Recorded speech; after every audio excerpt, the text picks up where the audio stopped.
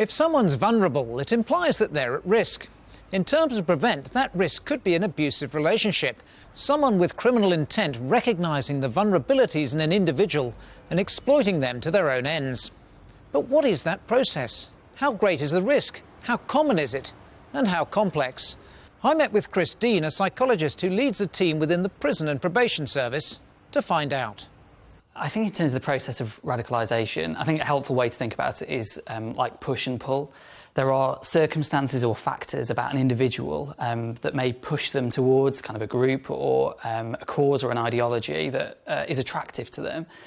And then there's also pull factors, so there may be people or messages that are communicated to people that are attractive. It may be a point in their life where they feel that they want to be part of something that's bigger, more meaningful, that they can have a sense of significance or worth. Can the process of radicalisation start as a good thing? It could get somebody off drugs or alcohol, or it could be built on friendship to start with? That's often how it works, in that, in the early stages, it can seem quite benign, developing friendships, inviting people to certain meetings. But then as time goes on, then conversations may turn more towards particularly extremist ideas or views, and checking out with that person, well, you believe this as well, don't you? This is what we think you're interested in. So at the start of the process, people may not realise they're being radicalised. They may just think, I'm being befriended. And I think that's why a lot of people do continue down the pathway, because they don't necessarily look at it that way. And I think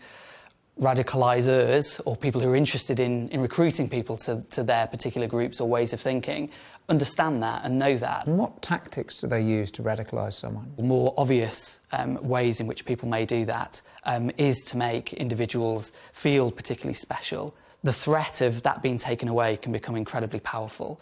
So when someone in a group or even online says, if you don't do this, or if you choose to question this, well, you're not a true believer.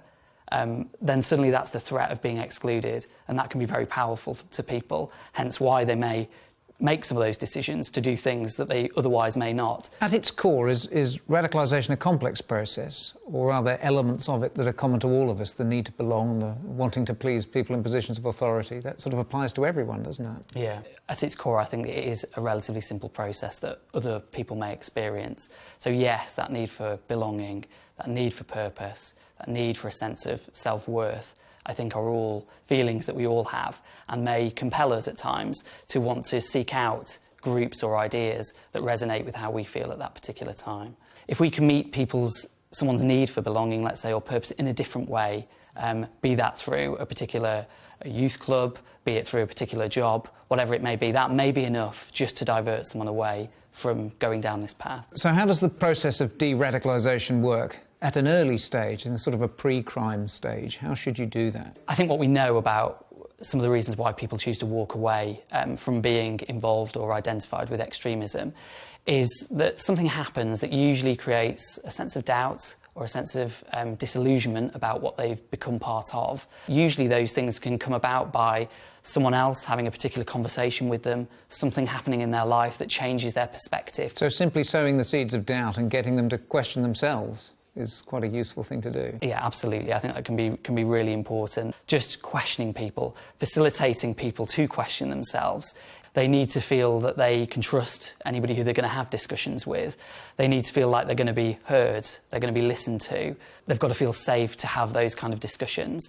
So if you can create that atmosphere, if you can create an atmosphere where people feel that they can talk, that you are there to listen to what they can do and to support them in terms of moving forward or doing things differently, yeah, that is incredibly important.